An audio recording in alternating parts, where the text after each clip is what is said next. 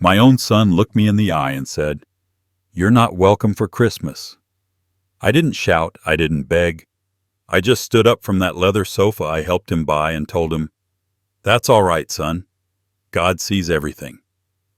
Then I walked out, started my car, and made one call that flipped his whole world upside down. By New Year's, the mortgage I'd been paying was gone, and so was his comfort. Before I tell you what happened next, hit subscribe and tell me where you're watching from, because this story is just getting started. I drove home that night with the taste of humiliation in my mouth and the sound of rain tapping against the windshield like it was keeping score. My son's words played over and over in my head, every syllable heavier than the last. "You're not welcome for Christmas." That sentence didn't just bruise me, it hollowed me out. I'd buried my wife with my own hands, built that boy's life from the dust beneath my boots, and still somehow I'd become a guest uninvited to my own family's table.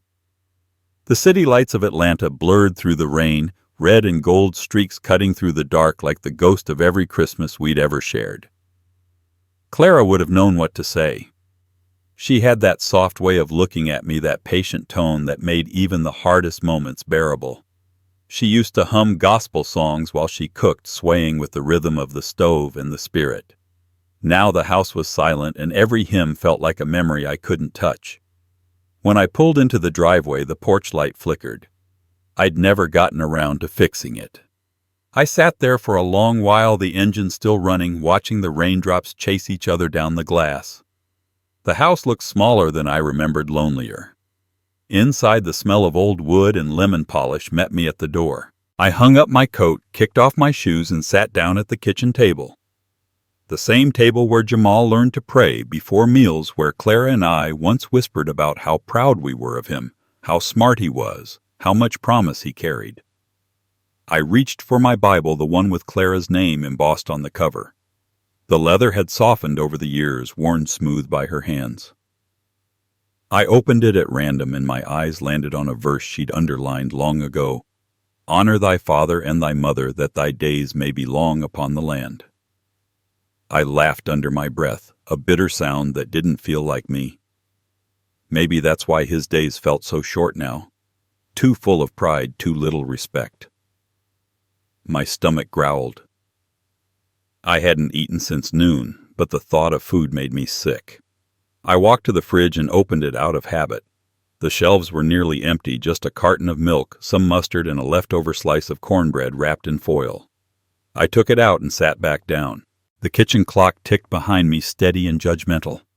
Each click reminded me that time doesn't stop, not even for broken hearts. I thought back to when Jamal was small, running around the churchyard after Sunday service, chasing dragonflies and making everyone laugh. The congregation loved him. They'd tell me, "Pastor Williams, that boy's going to be something special." I'd nod, smile, and whisper a thank you to God. He was my pride, my legacy, my reason to keep breathing after Clara passed. I never remarried because I didn't want anyone coming between me and my son. Everything I did, the long nights counseling couples, the funerals, the prayers, the unpaid church repairs, I did it all to build him a life I never had. And now that same boy looked at me like I was an inconvenience. He had the nerve to call me Henry at the last cookout. Just Henry. Not Dad, not Pops. Like I was a stranger who happened to share his bloodline.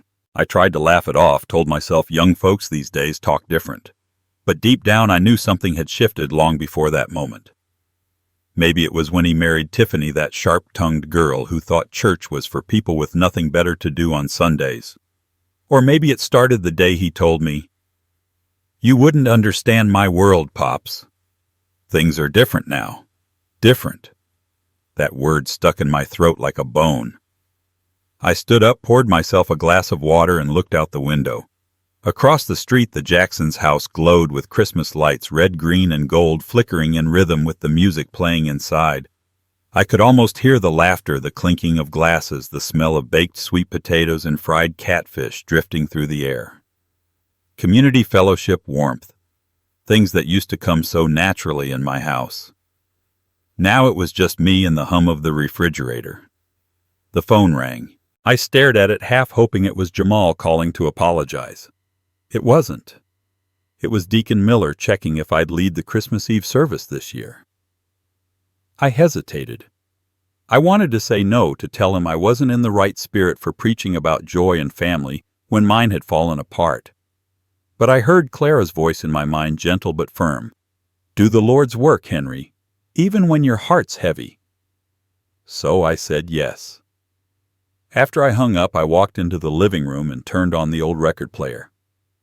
A crackle, then Mahalia Jackson's voice filled the air, Silent Night, but not the way everyone sings it. Slow, rich, full of soul. I closed my eyes and let the sound wash over me. For a moment I wasn't angry, just tired, deep-bone tired, the kind that settles into your chest and won't leave. I thought about the last Christmas we all spent together before Clara passed. The house had been full of life kids, running laughter bouncing off the walls, Clara's sweet potato pie cooling on the windowsill. Jamal sat at the piano playing This Christmas while everyone sang along off-key. I remember thinking then, this is heaven on earth. I didn't know it'd be the last time we'd all feel that kind of joy. I got up, went to my desk, and pulled out the folder where I kept all the paperwork for Jamal's mortgage. 5 years of payments carefully logged. I ran my hand over the numbers, the dates, the canceled checks. I'd been keeping that house afloat ever since he lost his job 2 years ago and didn't tell Tiffany. Every month I'd cover the bill, telling myself it was temporary, that he'd get back on his feet, that he'd remember who stood behind him. But people forget, especially when life gets comfortable. I leaned back in my chair and looked at the ceiling. The light bulb flickered, same as the porch light. Maybe it was time to let some things burn out. I reached for the phone and dialed the bank's number just to hear the familiar automated voice. My finger hovered over the last digit, then I stopped. Not yet. Not out of anger, not out of pride, but because I wanted to be sure. I closed the folder and sat there, breathing slow, listening to the rain ease up outside. Somewhere in the distance, church bells rang, a sound that had always comforted me. This time, though, it felt like a warning. A reckoning was coming, and it wasn't mine to fear. I turned off the lamp and looked once more at Clara's picture on the mantel. Her smile hadn't changed even in death. You were right, I whispered. Love's supposed to build people, not blind them. And as the night deepened, I knew what I had to do next. It wouldn't be loud, it wouldn't be cruel, but it would be unforgettable. Before I tell you how I made sure my son learned the meaning of true respect, make sure you subscribe and tell me where you're watching from, because what happened next shook every corner of that family tree. The air inside my son's house felt too still, too perfect, like a photograph no one dared to touch. The smell of cinnamon candles mixed with something expensive, fake warmth bought from a store. I stood in the doorway, my coat still damp from the drizzle outside, and looked around at the home I helped build but no longer belonged to. My fingerprints were everywhere. The polished oak floors I paid for, the marble counters I'd insisted were too much. The thick curtains Tiffany picked because she said the neighbor's house ruined her view. I'd written the check for those too back when she still called me Mr. Williams with a smile. Now she barely looked at me. My son Jamal stood near the fireplace, scrolling on his phone like I wasn't even there. His posture was all confidence and distance, like he'd been practicing how not to flinch when he saw me. "You can sit, Dad," he said without looking up, his voice flat. Dad. The word sounded hollow. He only used it now when other people were around to hear. I sat anyway on the edge of the couch I'd helped him move into the house 2 summers ago. The same couch he and Tiffany once laughed on while I handed them lemonade after a long day of lifting boxes. Now the silence between us felt heavy enough to break the glass table in front of me. Tiffany appeared from the hallway, her heels sharp against the floor. "Would you like some tea, Mr. Williams?" she asked, her tone polite but cold. I nodded, knowing full well she didn't want to make it. It wasn't about the tea. It was about showing me my place.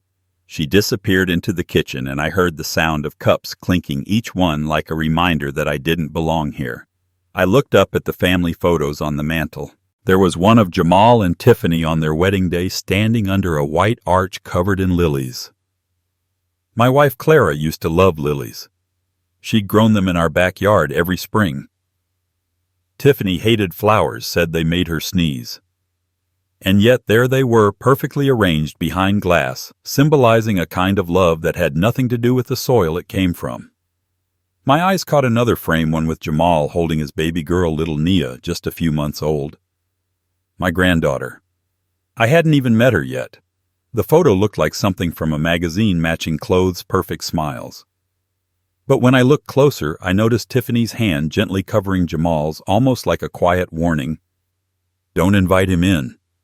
When she came back, she placed the teacup in front of me. It was fine china, the kind you don't actually drink from, just display in a cabinet to impress people. I thanked her anyway, even though the tea was lukewarm. She sat next to Jamal, her hand slipping onto his knee, possessive claiming territory. So she said, her voice cutting through the quiet. How's the church? Still doing the same old Christmas program? I smiled, but my jaw tightened.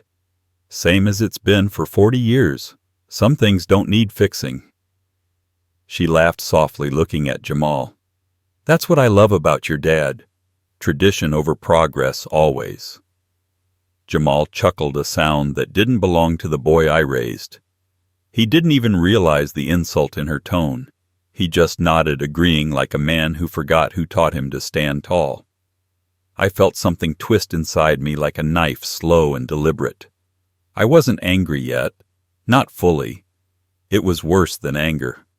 It was disappointment layered with disbelief. I set the teacup down carefully and looked around the room again. Every object whispered a story of sacrifice. The down payment I'd given him, the nights I'd worked overtime counseling broken families while mine quietly fractured.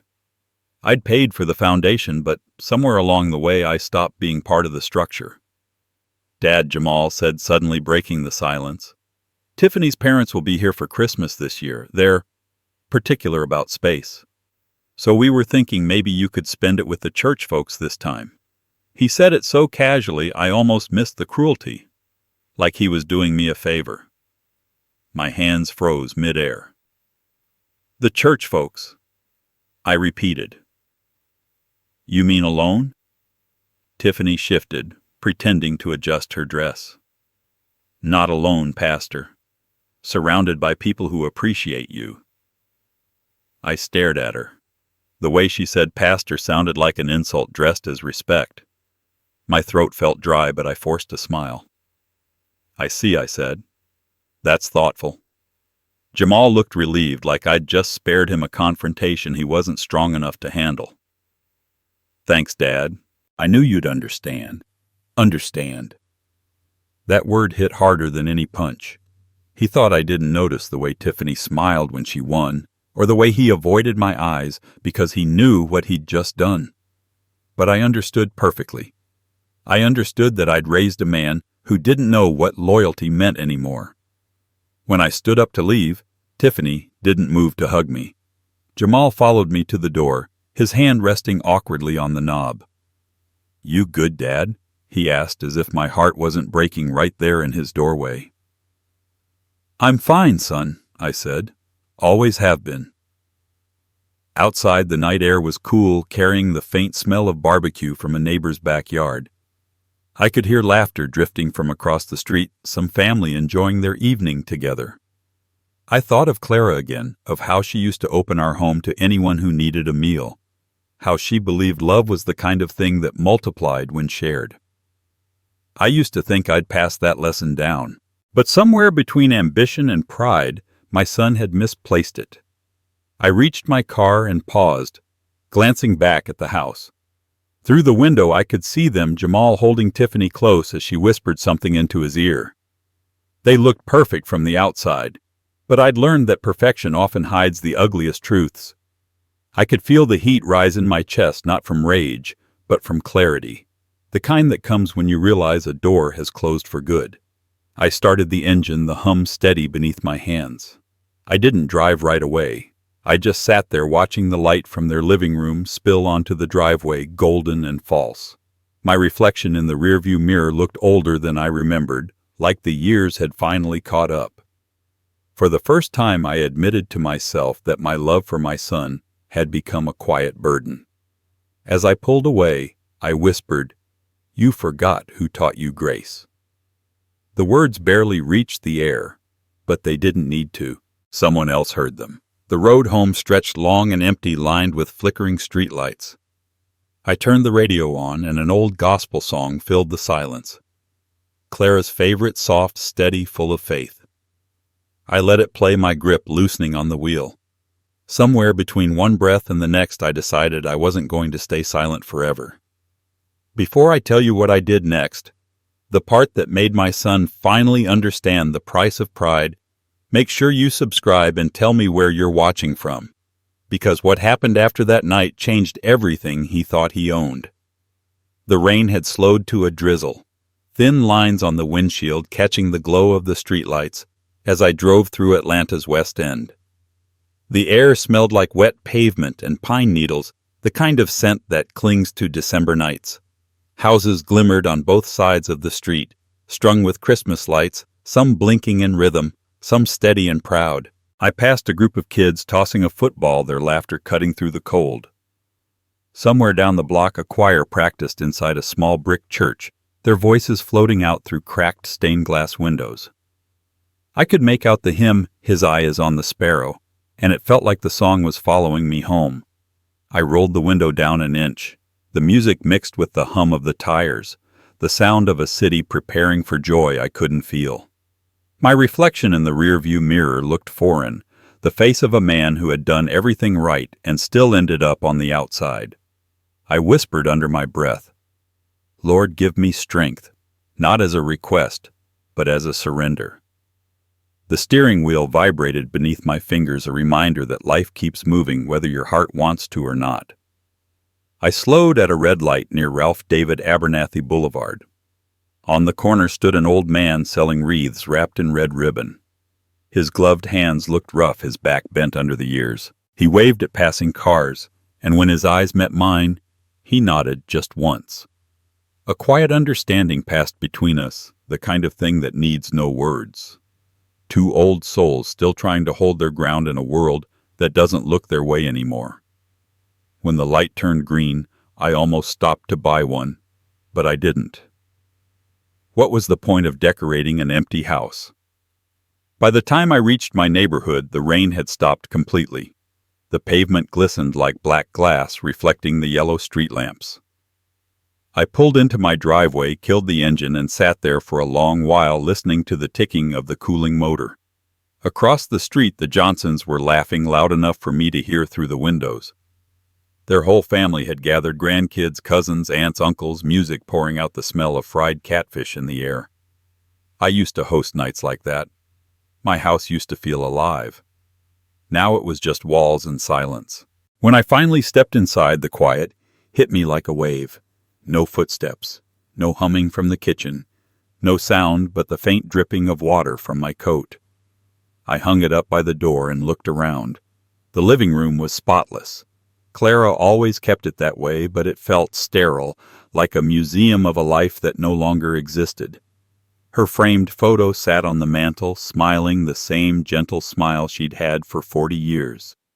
"You'd know what to say right now," I murmured. "You'd tell me to pray." I did. Right there, standing in the dark, I bowed my head. "Lord," I said softly, "you've carried me through worse. Don't let bitterness be the thing that breaks me." My voice wavered, but it steadied when I added, "And watch over that boy. He's lost, but I'm not giving up on him." After a while, I made my way to the kitchen and turned on the small radio sitting by the window. The same hymn played again. "His eye is on the sparrow," and it made the loneliness sharper. I poured myself a glass of sweet tea and sat at the table tracing circles in the condensation with my finger. I remembered Jamal sitting in that same chair, swinging his legs, grinning with a missing tooth while Clara served us breakfast. She'd hum gospel tunes and tease him for stealing bacon before grace. I could still hear her laughter echo in that room if I closed my eyes long enough. But memory has a cruel way of twisting comfort into pain. I looked around at the empty chairs and thought about all the people who used to fill them, the church deacons, the choir members, neighbors who'd stop by after Sunday service. We'd eat, we'd laugh, we'd talk about God and life like both were right there in the room. Those days were gone now. The new congregation was younger, busier. They streamed sermons online instead of showing up. Even faith had become digital. I pushed the chair back and stood restless. I walked into the hallway and stopped in front of Clara's old sewing room. The door creaked when I opened it. Dust hung in the air, catching the soft light from the window. Her sewing machine still sat on the table, a spool of golden thread half used. On the wall, pinned between patterns, was a small photo of me, Clara, and Jamal at his high school graduation.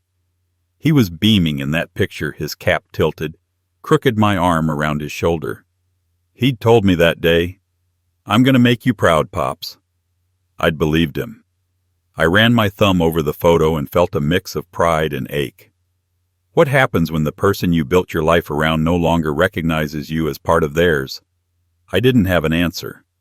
I just knew the silence in that room was too loud. Outside, thunder rolled low in the distance, a storm deciding whether to come back. I shut the door and went to my study. Bill's notes from the church letters I never mailed all stacked neatly on the desk. I opened one drawer and pulled out the mortgage papers again. I stared at them like they were a confession. Every line of ink represented a piece of my trust. I wasn't angry about the money. I was angry about what it symbolized, the belief that love would be enough to keep respect alive. I folded the papers back, slid them into the envelope, and placed it under the lamp. Then I turned off the light and stood there in the dark. Through the window I could see the faint flicker of Christmas lights from other homes. The city hummed softly in the distance. I'd never felt smaller or more awake. I walked to the front door, opened it, and stepped onto the porch. The night air was crisp now, the sky clearing. Somewhere far off, a police siren wailed, fading into the hum of traffic. I leaned on the railing, staring at the road that disappeared into the dark. For the first time I understood what it meant to be a stranger in your own family, not because they shut you out, but because you built them so high they forgot who lifted them. I reached into my pocket and pulled out Clara's old cross pendant, the one she used to wear every Sunday. The chain was thin, almost ready to snap, but I held it tight anyway. "You always said God works in mysterious ways," I whispered. "Maybe this is one of them." The wind picked up, brushing the trees like it was listening. The street was quiet except for the soft buzz of Christmas lights. Somewhere a radio played faint jazz, muffled by the distance. I stayed there until the chill crept into my bones. Then I smiled, not out of happiness but resolve. Some lessons can't be taught with words. Sometimes people only understand when the ground shifts beneath them. When I went back inside, I turned off every light in the house except one, the lamp by Clara's picture. The soft glow lit her face just enough to make it feel like she was still watching. I sat on the couch, closed my eyes, and let the sound of the rain starting again wash over me. I wasn't sure what tomorrow would bring, but I knew one thing for certain: I wasn't done yet.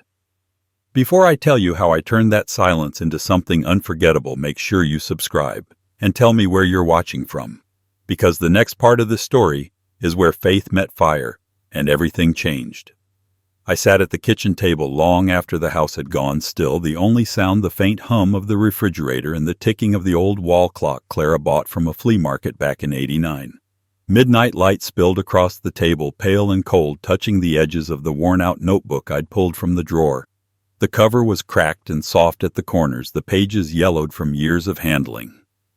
I'd started this book when Jamal first bought his house, back when he still called me Pops. Back when helping him felt like the right thing, the proud thing to do. I flipped through the pages, each one neat with numbers, check dates, and notations written in my own careful handwriting. $2 and $900 every month, every single month for 5 years. I did the math again just to feel the weight of it. $145,000. $145,000 that should have been my peace, my retirement. Maybe the fishing boat Claire and I used to dream about. We'd talk about it sometimes after Sunday service when the house still smelled of baked ham and laughter. She'd say, "When we retire, Henry, we'll find a little place by the water. You'll fish, I'll read, and we'll live quiet." I'd nod, kiss her hand, and say, "That's the plan, baby."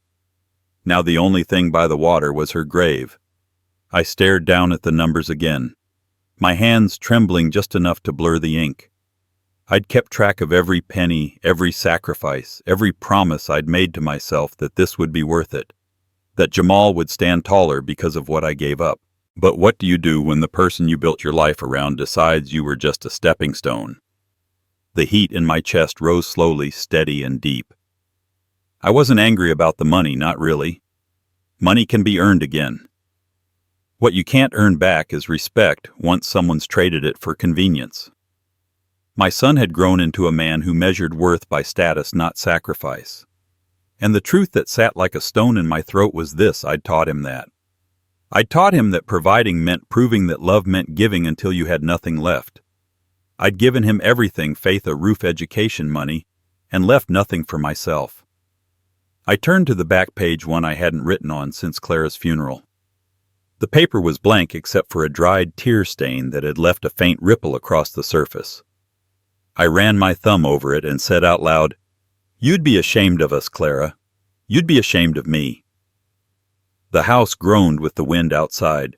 I looked toward the window and saw my reflection staring back at me, older, harder, lonelier. Behind that reflection was the faint outline of the streetlight flickering across my empty yard. I used to sit on that porch with Jamal, teaching him scripture, teaching him about patience, about the kind of man who keeps his word. He was 10 the first time he asked, "Why do you always help people who don't help you, Dad?" I told him. "Because that's what God asks of us." He'd nodded back then. I wonder if he remembers. I reached for my cup of cold coffee, took a sip, and grimaced. It was bitter. I left it on the table and stood walking to the cabinet above the fridge. Inside was a wooden box that hadn't been opened in years. I took it down and blew off the dust. Inside were old photos, wedding pictures, Jamal's baby shoes, birthday cards with messy handwriting. One read, "To the best dad in the world." I laughed once, sharp and dry. It sounded more like a cough. I slipped the card back inside and closed the lid gently. The memories felt heavier than the money ever did. Every late night I'd spent working extra hours, every sermon I'd written after midnight, while my eyes burned from exhaustion. It was all in service of that boy.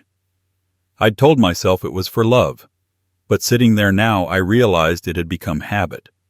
A habit of saving him from his own mistakes, of protecting him from learning what struggle really feels like.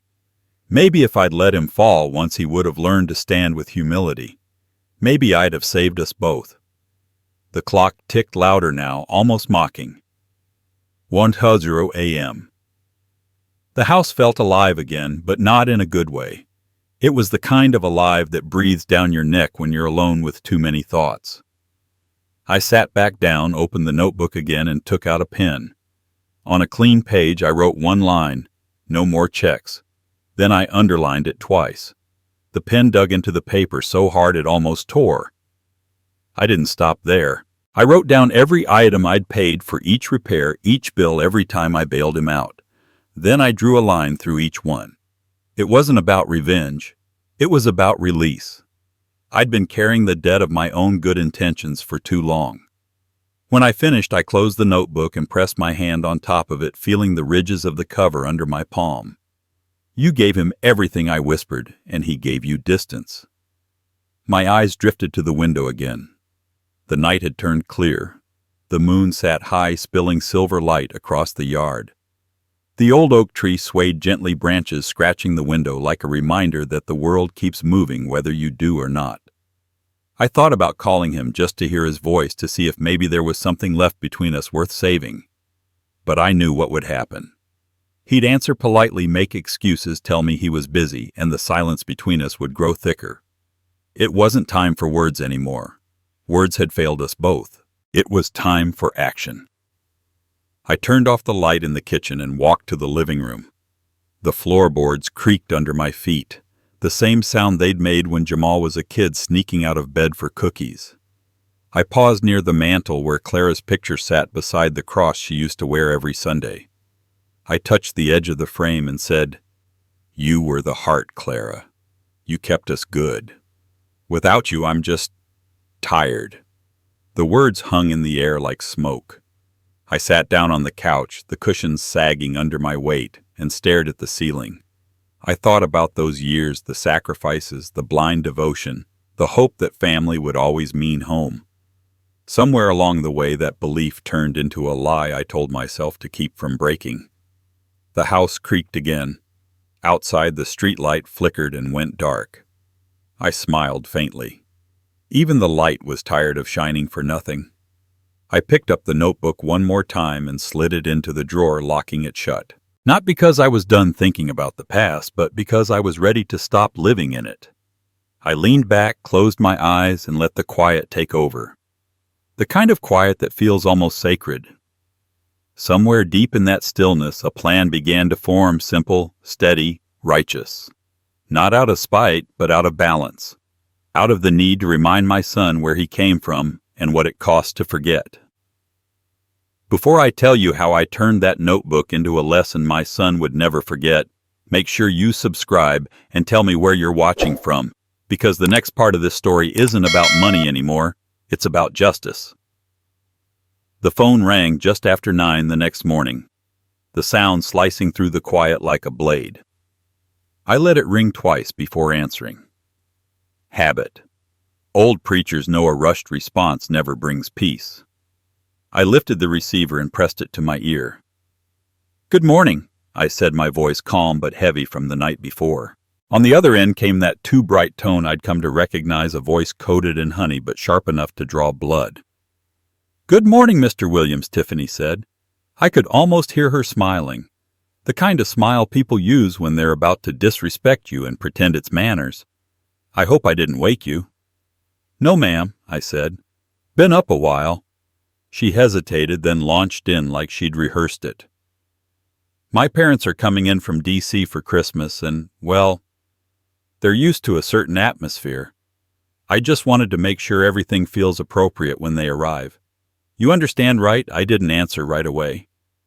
I looked out the kitchen window.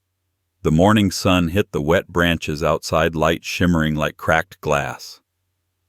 My coffee sat untouched on the table, steam fading. I asked, "What kind of atmosphere are they used to?" There was a pause long enough to feel the distance between us. "You know," she said, finally lowering her voice a notch, something elegant. Formal. "My parents have refined tastes. They're not really into, soul food." I could feel the muscles in my jaw tighten, slow and deliberate like a door locking. That last part landed like a slap. Not soul food. That was her way of saying not your kind of food, not your kind of people. I took a breath, slow and steady. "Soul food built this family, young lady," I said. My voice came out lower than I expected, calm but heavy enough to stop her breath for a second. "It fed us when we didn't have much. It kept faith on our plates when the world was starving us of everything else." She laughed, lightly nervous. "Oh, of course I didn't mean it that way. I just think we should elevate things a little. My parents are accustomed to fine dining. Presentation matters, you know." "Presentation," I repeated, letting the word linger. "Tell me something, Tiffany. When you were growing up, did your mother ever cook something that smelled like home?" She faltered. "Excuse me, cornbread in the oven, greens simmering on the stove, fried chicken on a Sunday afternoon." Her silence told me everything I needed to know. I leaned back in my chair, the old wood creaking under me. See, child soul food isn't about the menu. It's about the memory. It's about hands that worked and hearts that prayed. It's about respect. And I'll be damned if you ever talk down on that in front of me again." She didn't speak right away. When she did, her voice was clipped, professional. "I think you're misunderstanding me, Mr. Williams. I'm simply trying to make sure this Christmas goes smoothly. We don't want any, awkward moments." I let the quiet stretch between us, let her feel the weight of what she'd just said. Then I said, "The only awkward moment I see is forgetting where you came from." Her breath caught. "Well," she said, her voice brittle now, "we'll make sure to keep things comfortable for everyone." "Do that," I said, and hung up before she could respond. The dial tone hummed in my ear for a moment before I set the phone down. I sat there staring at the kitchen wall, my reflection faint in the glass of the framed photo hanging above the table. It was the last picture of all three of us together. Me, Jamal, and Clara, taken outside the church one Easter Sunday. I looked younger, lighter. Clara was laughing, her head tilted back, sunlight catching the edges of her hat. Jamal had his arm around her waist. We looked like a family that understood each other. I wondered when that version of us had vanished. The house felt smaller suddenly, like her voice had shrunk the air around me. I got up and walked to the pantry where the scent of smoked paprika and old spices still lingered from years of Clara's cooking. I ran my hand along the shelves, cornmeal, flour beans, a jar of pickled okra that had been there longer than it should have been. These weren't just ingredients. They were a story, a rhythm passed down through generations. Tiffany wouldn't understand that. Maybe she never wanted to. I opened the window above the sink. The air outside carried the faint sound of children playing gospel music drifting from a neighbor's porch. Life going on as it always had, full of small joys and bigger heartbreaks. I thought about what Clara would have said if she'd heard that phone call. She'd probably smile that knowing smile of hers, then whisper, "Don't let her steal your peace, Henry." Some people mistake pride for progress. I nodded to no one and whispered back, "You're right, baby. But peace don't mean silence." I poured the cold coffee down the sink and poured myself a new cup. I drank it black this time. No sugar, no cream. Bitterness felt honest. I sat back down and flipped open my notebook again. The numbers stared at me like ghosts of every sacrifice I'd made. It wasn't about the money anymore. It was about what it represented, the foundation of something my own son had forgotten was sacred. I looked at the old landline phone on the counter. I thought about calling Jamal, asking if he even knew what his wife had said to me. But deep down, I already knew the answer. He'd side with her. He always did. That's what pride does. It blinds you to the hands that built your comfort. The sun shifted, light creeping across the floor, warm but thin. I took another sip of coffee and looked toward the living room where Clara's Bible still lay open on the coffee table. I walked over, sat down beside it, and read the verse she'd highlighted long ago. Pride goeth before destruction, and a haughty spirit before a fall. I closed the book gently and whispered, "Guess we'll see about that." I knew then that the call had done more than break the silence. It had woken something in me I hadn't felt in years. Not anger, no. Something sharper. Clarity. It was the sound of patience running out of grace being tested. I'd spent my whole life teaching forgiveness, but forgiveness doesn't mean playing the fool. I looked at the phone again, its cord curled like a waiting snake. The next call I made wouldn't be polite. It wouldn't be gentle. It would be the kind of call that reminded people that blessings come with accountability. Before I tell you who I called and what I said that set this whole family spinning, make sure you subscribe and tell me where you're watching from, because the moment I picked up that phone again, everything began to shift. The next morning came gray and heavy, the kind of morning that made the whole world feel like it was holding its breath. I stood by the kitchen window, the same spot Clara used to stand when she'd hum gospel tunes while stirring her coffee. The light coming through was pale and cold, like it was afraid to touch anything. I held my own mug in both hands, watching the steam curl and fade, thinking about everything that had led me here. Years of giving. Years of swallowing pride in the name of love. Years of believing that doing good would come back to me somehow. But it hadn't. The house was quiet, except for the sound of the clock ticking and the faint rustle of wind pressing against the window pane. Clara's Bible sat open on the table where I'd left it the night before. Proverbs 19:17 stared up at me. He who is kind to the poor lends to the Lord, and he will reward him for what he has done. I read it 3 times slowly. The words hit different now. I'd spent my whole life lending to my congregation, to neighbors, to my son. And maybe God had rewarded me once, but what I had left now wasn't blessing. It was burden. I took a deep breath, steadying my hands.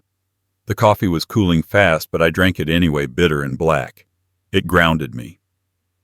My eyes drifted to the folder sitting beside the Bible, the mortgage papers.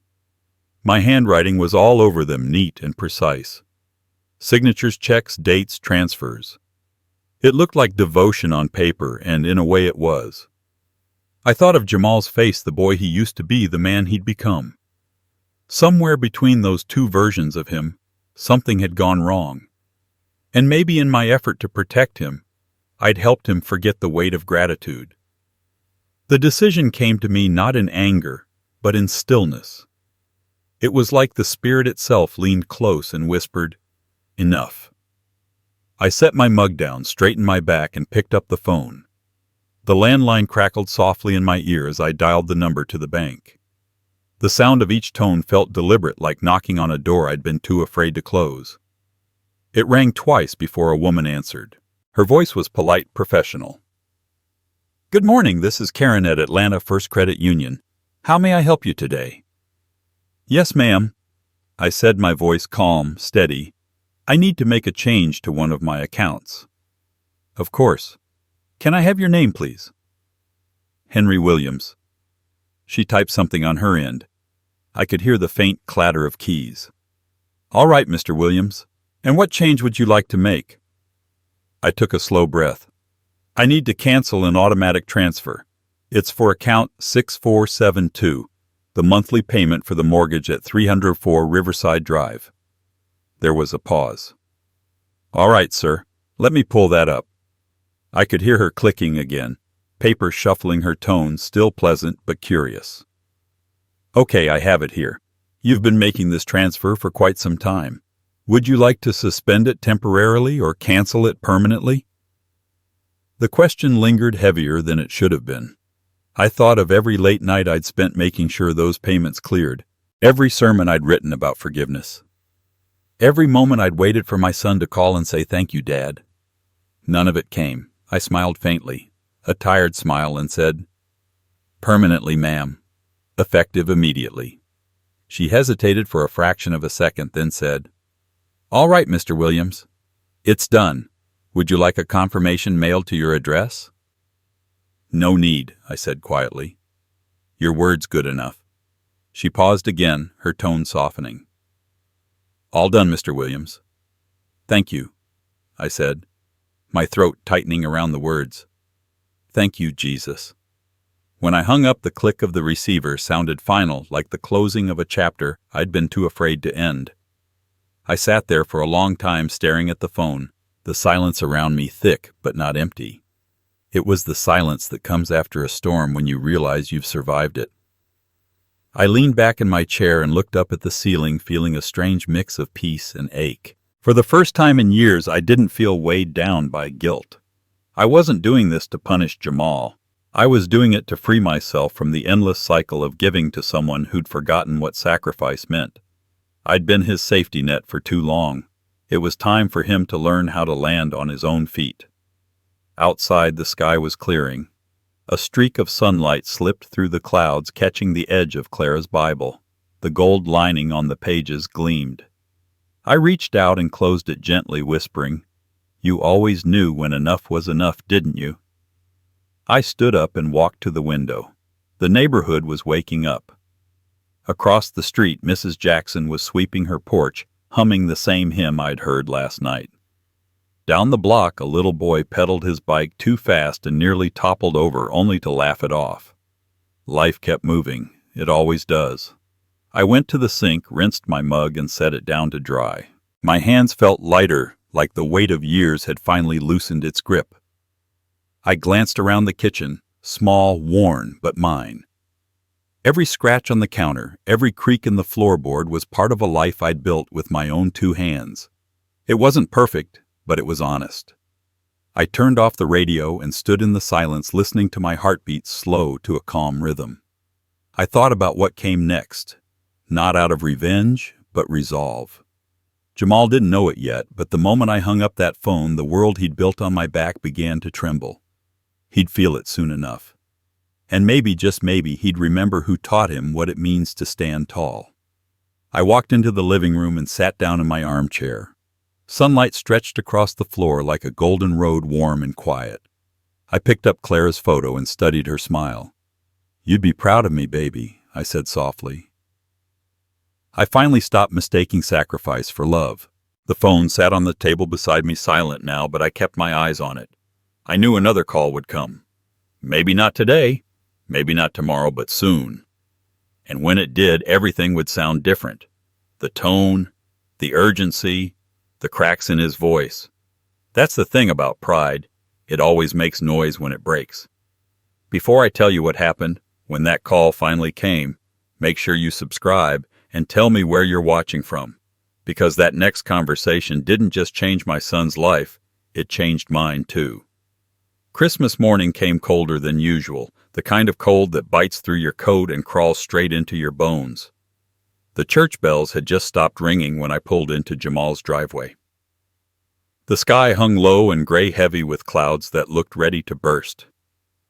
I sat in the car for a moment, watching the front windows flicker with gold light, hearing the faint hum of holiday music bleeding through the walls.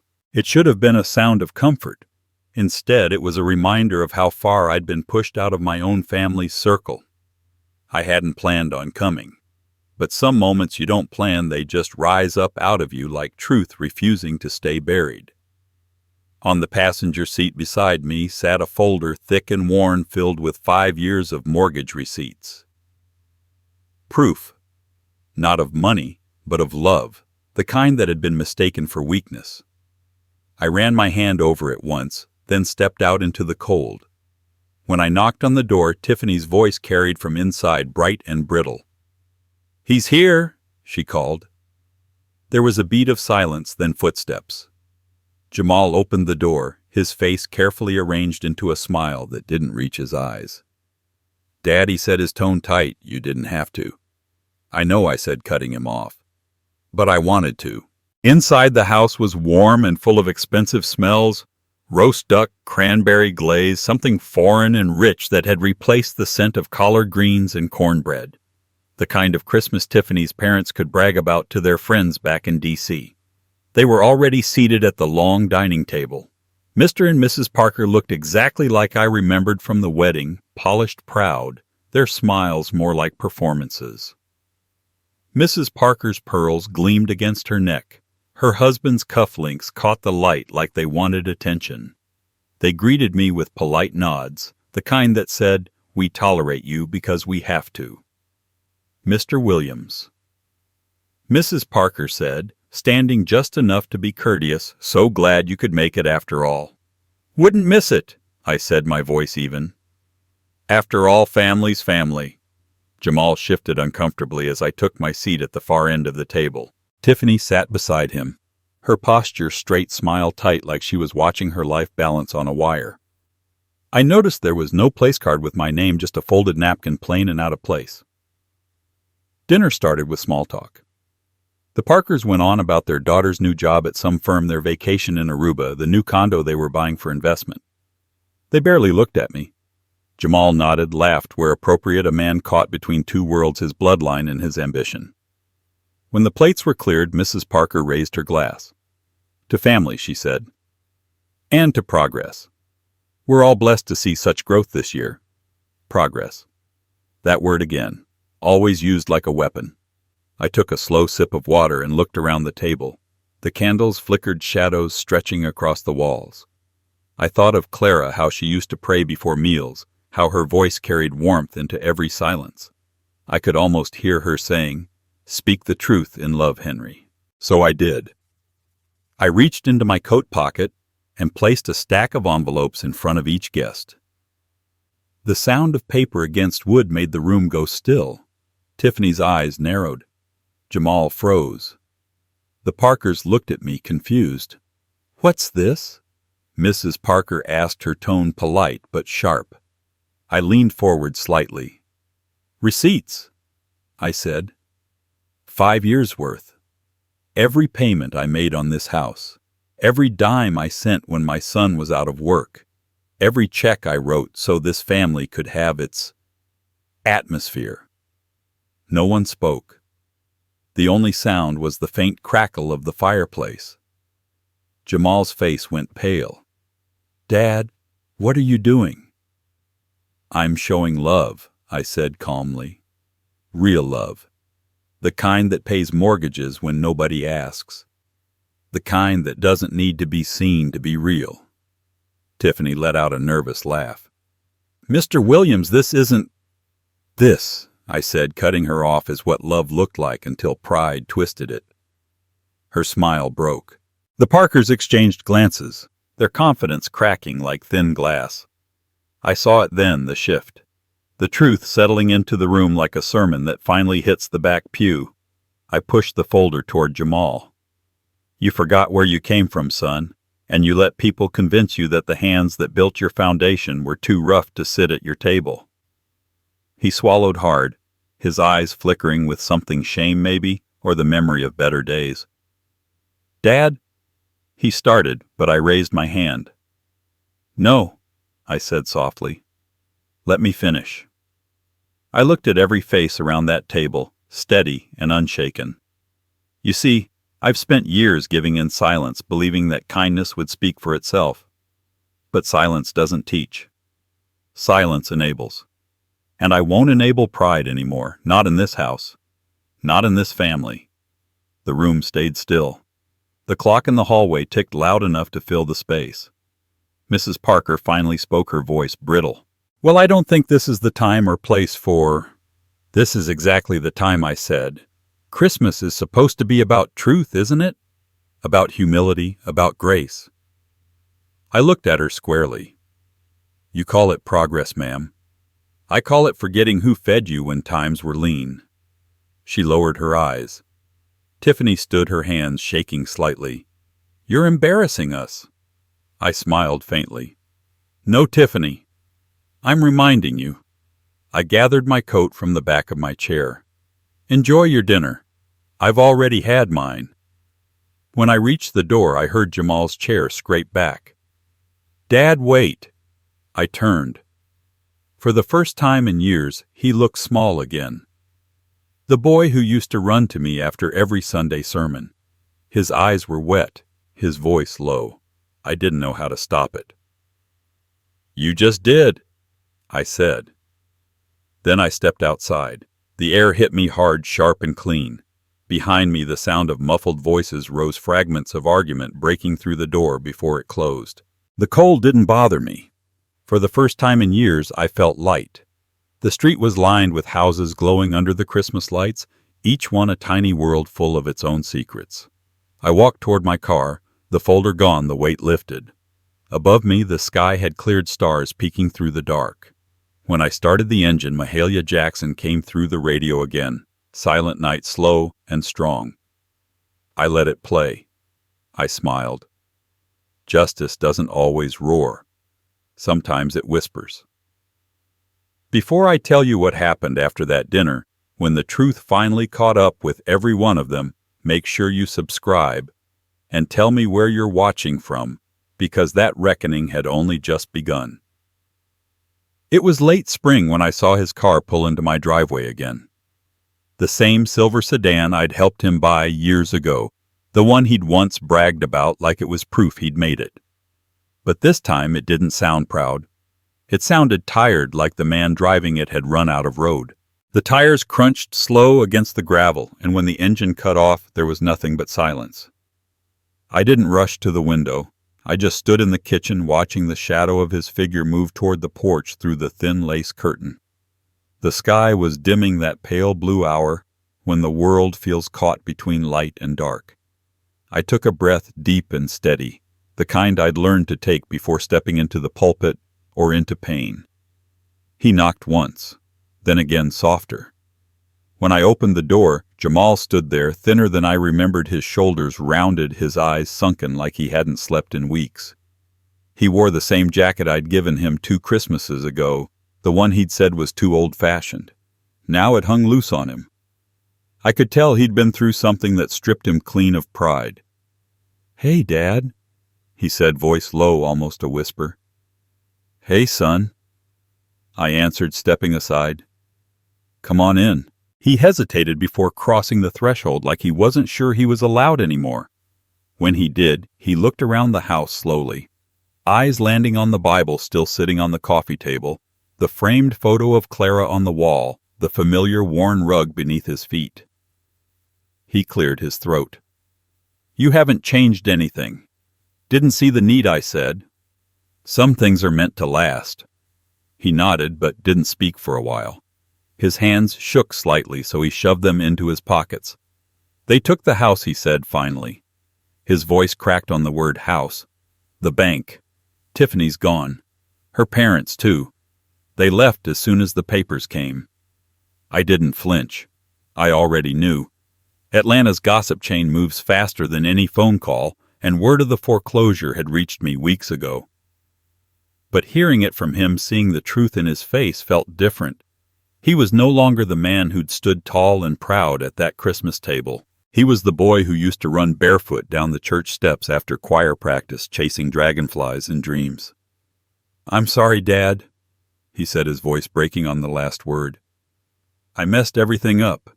You were right about all of it. I just didn't want to hear it." I watched him carefully. There was no arrogance left, no polished tone, no rehearsed charm, just a man stripped down to humility. I motioned for him to sit. He sank into the chair across from me, the same one he'd sat in as a teenager, when he'd confessed to breaking curfew or skipping class. I could feel the same ache in my chest, the ache of wanting to protect him, but knowing protection isn't always love. He stared at the floor for a long time before speaking again. "I came here to ask for forgiveness. I don't deserve it, but I had to ask." I leaned forward, resting my elbows on my knees, the wood creaking under the weight of silence. "Son," I said, forgiveness was never the issue. He looked up confused. Respect was. The words hung in the air like a church bell that refused to fade. His mouth parted, but no sound came out. Tears welled in his eyes, the kind he tried to blink away, but couldn't. I stood and walked to the window, looking out at the street, the same one he'd once raced his bike down as a kid. "I forgave you the moment you shut that door on me," I said. "But you needed to feel what it means to forget your foundation. You can't rebuild what you don't honor." Behind me I heard him let out a shaky breath. "I do now," he said quietly. "I see it. Every check you wrote, every prayer you said. You were trying to build something in me I wasn't ready to understand." I turned back, and for the first time in years, I saw my son not the man trying to impress the world, but the boy who used to look at me like I could fix anything. His eyes met mine, and for a heartbeat everything else fell away, the anger, the years, the distance. What remained was blood and truth. "I'm not asking for anything," he said, wiping his face. "I just didn't want the last words between us to be the ones from that night." I nodded. "Then let's change that." He looked surprised when I reached out and placed a hand on his shoulder. The simple gesture made his lip tremble again. "You're still my son," I said softly. "But understand, this forgiveness doesn't erase consequence. It's not my job to make you comfortable. It's my job to make sure you grow." He nodded slowly, swallowing hard. "I will." "I'm starting over, Dad. I got a job at the repair shop on Auburn Avenue. It's not much, but it's honest." I smiled, a small one, but real. Honest work is sacred. You'd be surprised how many blessings start there. He let out a breath that sounded almost like relief.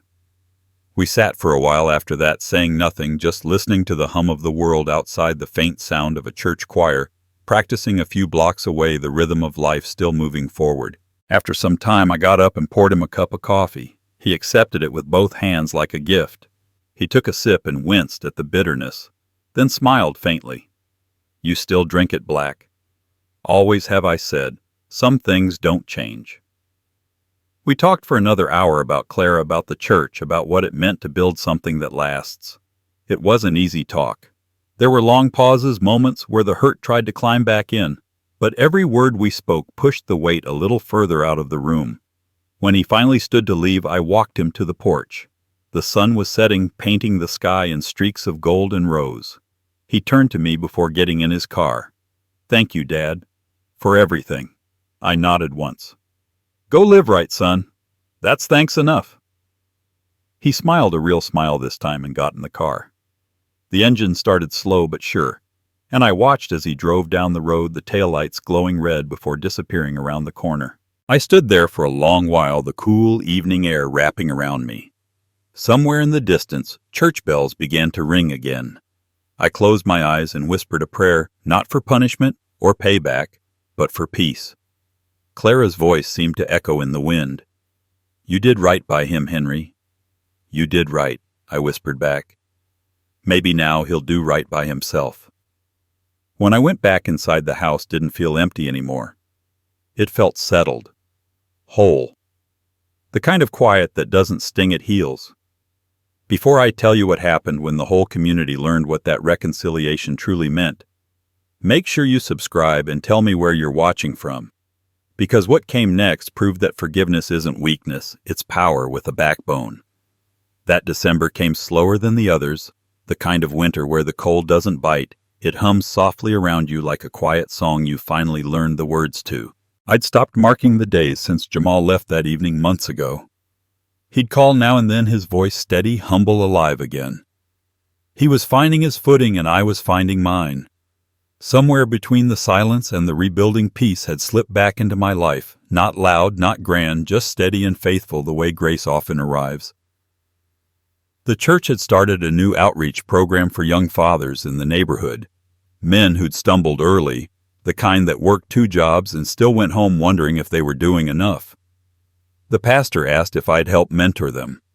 I said yes before he could even finish the sentence. It felt right.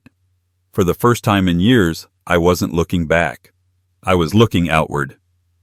Every Thursday evening, we'd meet in the fellowship hall, 6 men and me sitting in a circle of folding chairs that creaked more than they should have.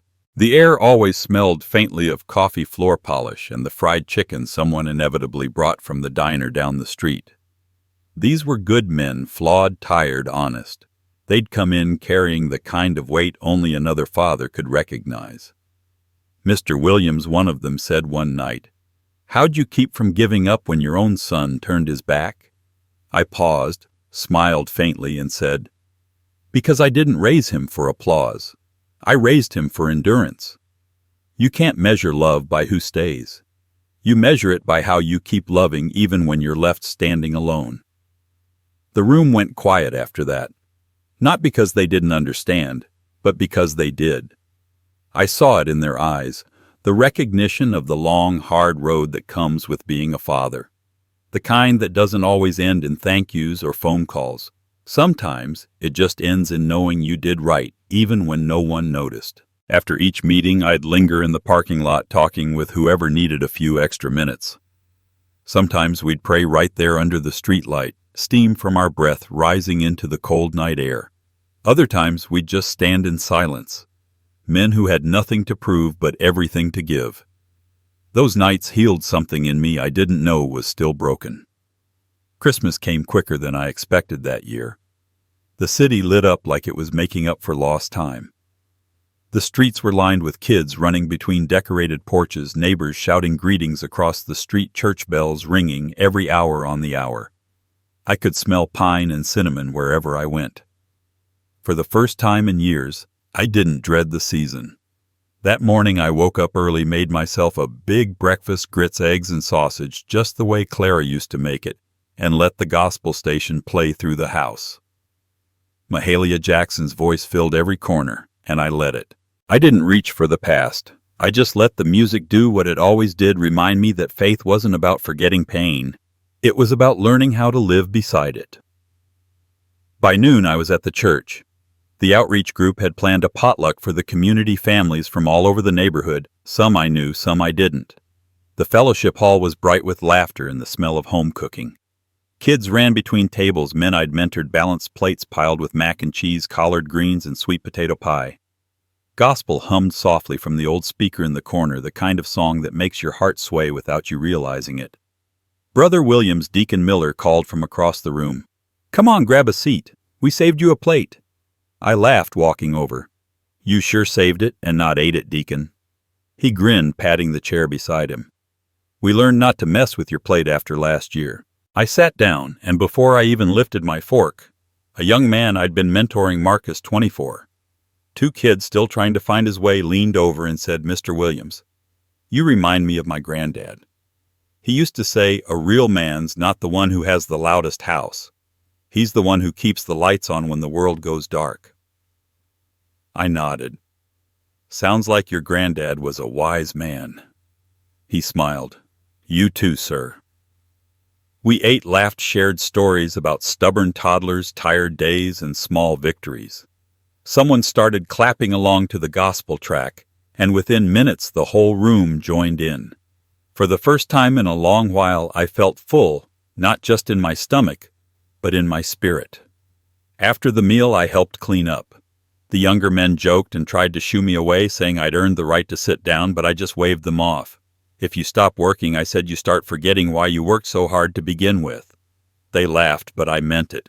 When I finally walked home that night, the streets were quiet. The cold bit a little, but it didn't sting. I could see my breath puffing out in small clouds as I passed the glowing windows of houses filled with families, music, and warmth. For once, I didn't feel like an outsider looking in. I felt connected to all of it. Back at home, I hung my coat by the door and turned on the lamp beside Clara's photo. Her smile glowed softly in the light. I sat down at the kitchen table with a cup of tea and let the stillness settle around me. Outside, the wind moved gently through the trees, whispering against the windows. The old clock on the wall ticked toward midnight. I looked at it and smiled. "This is what home feels like again," I whispered. "Not the walls, not the roof, but the peace inside them." I thought about Jamal. We still talked slower now, steadier. He'd come by a few times, helped with repairs at the church, even sat through a service or two without looking at his watch. He wasn't the boy I'd raised anymore. He was a man still growing, and that was enough. Before I went to bed, I walked to the window and looked out at the street porch lights, glowing, laughter echoing faintly from a few houses down. It wasn't the family I once imagined, but it was the family I'd found, the one built from grace, not blood, faith, not pride. As I turned off the lights, I felt something deep and certain settle in my chest, a kind of peace that doesn't shout, but hums, soft and steady like a choir fading into the night. Before I tell you what happened the next morning, the small miracle that reminded me just how far love can reach, make sure you subscribe and tell me where you're watching from, because sometimes the truest blessings don't come wrapped in paper. They come wrapped in people. Life has a way of teaching us that peace doesn't always come from the people we expect. It often comes from the ones who show up quietly when the noise fades. Henry's story reminds us that love and forgiveness are powerful, but they must walk hand in hand with respect. As we grow older, we learn that giving too much without boundaries can empty the soul, and that true family isn't just blood. It's the people who share your values, your laughter, and your faith. Sometimes healing begins not when others change, but when we stop chasing their approval and start honoring our own worth. The past can bruise us, but it also shapes our strength. We find peace when we release resentment, stand tall in dignity, and keep doing good without needing applause. If you've ever felt forgotten, taken for granted, or replaced, remember this: your wisdom still matters, your story still shines, and your faith still carries weight. Keep living with grace, because every act of quiet strength is its own kind of victory. Subscribe now and share your thoughts below. What does home mean to you today?